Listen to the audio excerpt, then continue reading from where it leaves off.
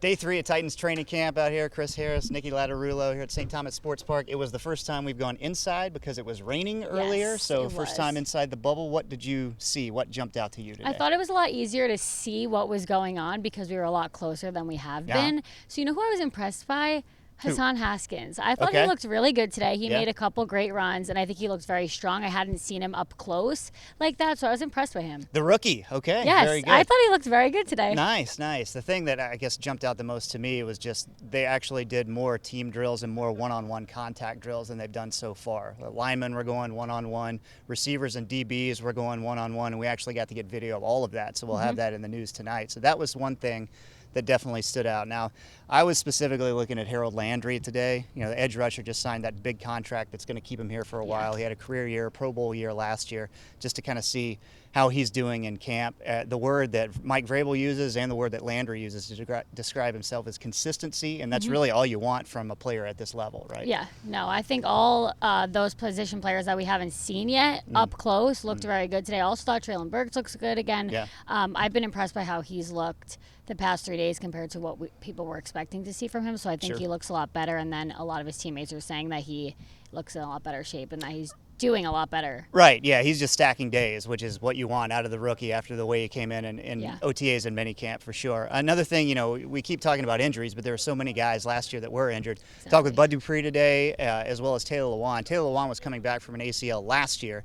Bud Dupree was too, and so this year they both look really 100%. Yeah. And they said they feel 100%, so that's a big thing. Another thing, obviously noticeable with Lewan, he's cut his hair. Yeah. He's off social media. It's almost like, and he really wouldn't get into it, but you got to believe like it's towards the end of his contract, right, with Lewan, and he's kind of like going back to the basics and like shutting everything out and focusing mainly on football and like he has a lot to prove because by his own admission, he said last year was not the year, and everyone saw it. He didn't have a good year, and so it's incumbent like he needs to have a good year this year. All eyes are kind of on him, especially being a Pro Bowler and what is expected of him to see how he was last year, and now I think he kind of has. He's a little bit in the hot seat. He's got to prove himself, but the whole offensive line, I also think, just has to prove himself this season. Well, sure, with two jobs open for grabs, right, at left guard and right tackle. So that's definitely something to watch too. One thing that I did notice too, like I've been watching Chig Okonkwo, the rookie tight end. I think he looks great today. A little bit, yeah. And so like the rookies and like the third teams and maybe the show teams were kind of on one side, and then the first and second string were on the other side.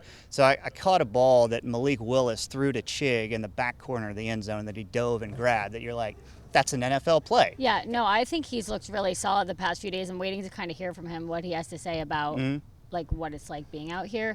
But yeah, I know I saw that play as well. Just a big physical body who is very athletic, which is what you want as an NFL tight end. So that's a big thing. You were also focused on what?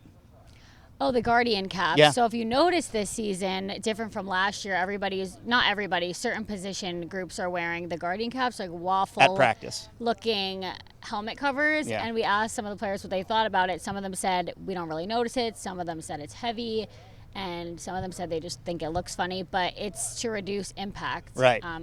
For concussions. Yeah, to help minimize impact as we go along through practice. I think the data Vrabel was saying the other day, the data shows that it minimizes impact up to 20%. Which, if multiple people are wearing it. Right, every little bit helps, right? Yes. So that's a big thing there. So and I think they have to wear it in some of the preseason games, it said, up until the second one. Well, that's something to watch too. I don't know about that, but we'll see. I haven't seen that. All right. I was doing all the research today on it. Yeah, very good, very good.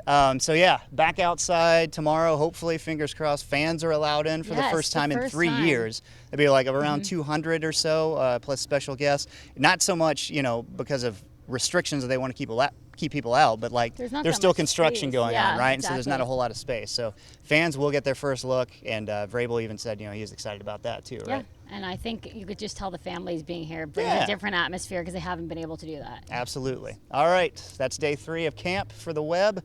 More to come for Niki. I'm Chris. We'll see you then.